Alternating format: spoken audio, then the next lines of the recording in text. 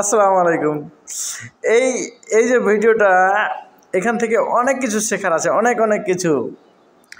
আর এখানে একটা দায়িত্ব আছে, দায়িত্ব। এই যে শোনেন, এই যে আপনি তো ছেলের বাবা, এই যে শোনেন, এইখানে এই গার্জেন্টের মতো ব্যবহার করতে হবে, তারপরেই ছেলে শিখবে। দেখলেন ছেলেটা কিভাবে শিখে গেল? মানে যখন ও বারবার ফেল হচ্ছে, কি দারুণ দারুণ, মানে মানে ছেলেটা প্রথমে চেষ্টা করছে, হলো না, মনে করা হচ্ছে না। এবার এই এই একটা দড়ি পার করলো, আরেকটা দড়ি পার করলো, এবার আসলো এই যে হ্যাঁ হ্যাঁ, এবার পারছে না, ওর বাপকে ডাকছে, মানে চিল্লাচ্ছে। এইবার এই লোকটা যে কাণ্ডটা করলো, এই যে দেখেন, এই যে ও আসলো, আসে কি সুন্দর করে ধরে আবার আগের অবস্থায় করে দিল। দারুণ, একেবারে দারুণ। এটাই করতে হবে, বাপ না।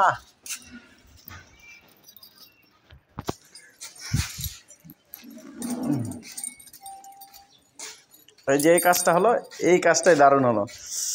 এখন দেখবেন এই যে কি সুন্দর করে ও শিখে গেল, শিখে যাওয়ার পর সে কী সুন্দর করে পাস করে গেল।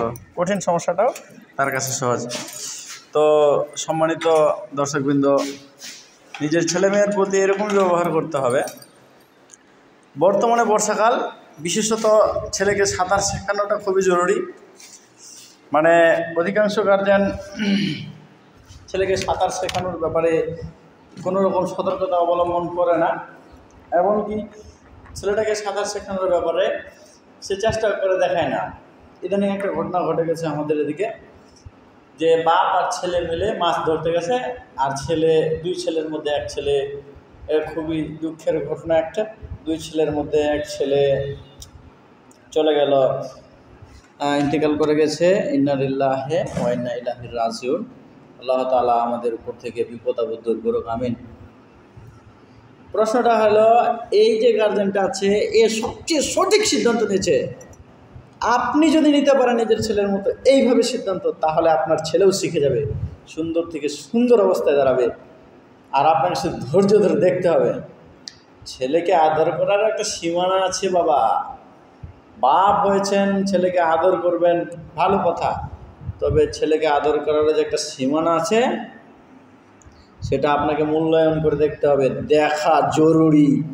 কারণ এই পরিস্থিতিতে শিক্ষা অনেক দূরে চলে গেছে, শিক্ষা অনেক অনেক দূরে চলে গেছে আপনার কাছ থেকে। তো চেষ্টা করতে হবে, আপনার জীবনে তো আসে নাই, তাহলে আপনার ছেলের জীবনে যদি আসে, একটু চেষ্টা করে দেখতে হবে। Thank you.